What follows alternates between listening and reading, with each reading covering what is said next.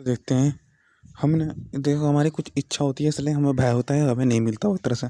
हमें सम्मान की इच्छा थी, सम्मान के हम आदी हो गए, मतलब सम्मान ही हमें मिला, उसकी हमें आदत पड़ गई। अब वो ना मिला, एक तरह से सम्मान की हमें चाह है, वह हमारा पूरा ना हुआ, फिर हमें भय होता है।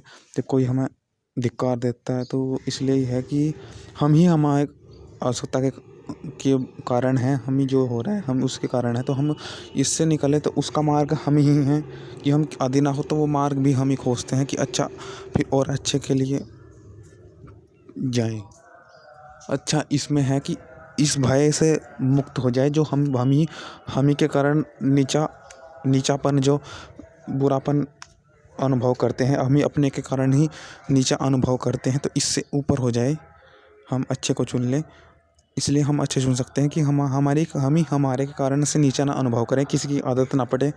तो वही बात इसमें कही गई है कि जैसे कि किसी के ऐश्वर्य देखा, उससे शादी ब्याह कर लिया, ऐसा नहीं होता कि ये ऐश्वर्य है, ये भी और आगे अच्छा कर रही है, इसमें ये खूबी है तो इससे कर लें, ये बहुत अच्छा समझती है, ये बहुत अच्छी पदवी है, उसमें बहुत अच्छे गुण हैं, ये नहीं चलता।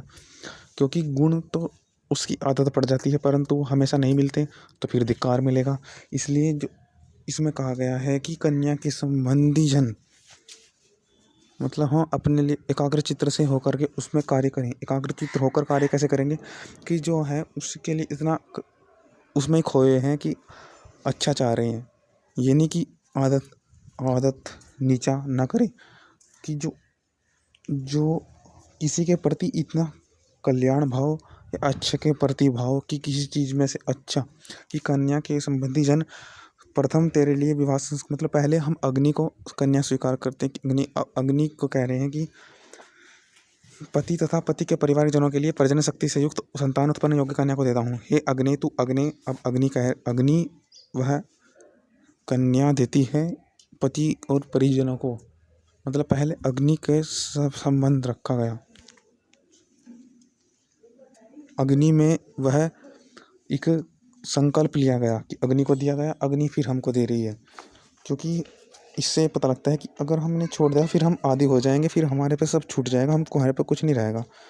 अगर हम किसी के देख को वो हो जाए, एक तरह से प्रभावित हो जाए कि ऐश्वर्य से प्रभावित नहीं होना, कि देखो कैसे ये जो मुझे दिया गया है कन्या, यह कैसे इस परिस्थिति से निकलती है, इसमें क्या गुण कैसा करके ये उससे निकलती है, तो हमें भी सीख सकेंगे ना वो गुण, इस परिस्थिति में यह थी और यह निकल गई है,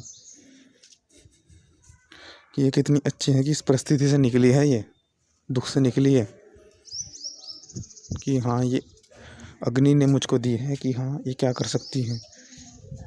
ये देखते हैं इसमें बहुत खूबी है, इसमें कुछ गुण हैं कि एक उस परिस्थिति से कठिनाई से निकल सकती है, अपने लिए अच्छा सोचती है, कहीं में फंसती नहीं है। ये बहुत उच्च अच्छे स्वार्थ की है, छोट निम्न स्वार्थ की यह नहीं है, यह बहुत ऊंचे स्वार्थ की है, यह कल्याण वाली है। यह कभी भी प्रभावित नहीं होती भोगों में, लालच में नहीं आती। अन्य ऐश्वर्य युक्त कन्या तो लालच में आ जाती है परंतु यह नहीं आती। यह कैसा ऐसा इसमें कैसा गुण है यह नहीं फंसती, तो उसको हम देख करके हमारे में गुण आता है। वो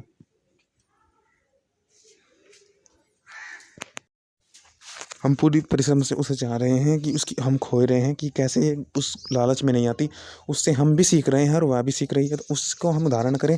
अगर उसको हमने छोड़ दिया ना कन्या को जिसको हमने अग्नि के द्वारा जिससे हम प्रभावित जिस उसको, तो हमसे सब छूट जाएगा। क्योंकि हम फिर लालच में आकर के, ऐश्वर्य में, मोह में आकर के, दिखावे में आकर के फंस जाएंगे। जो हम दिखावा करते रहेंगे, कुछ गुण नहीं ग्रहण कर पाएंगे अधिक, क्योंकि वह तो नहीं आ रही बात, तो एक तरह से गुणों को ग्रहण करती है, परिस्थिति से निकलती है विशेष तरह से। बाकी तो ऐश्वर्य सुख के चक्कर में फंस रहे हैं और उससे दुख भी देंगे कभी ना कभी, क्योंकि सुख से ही चल रहे हैं, नहीं मिला तो फिर वे ऐसे करते हैं।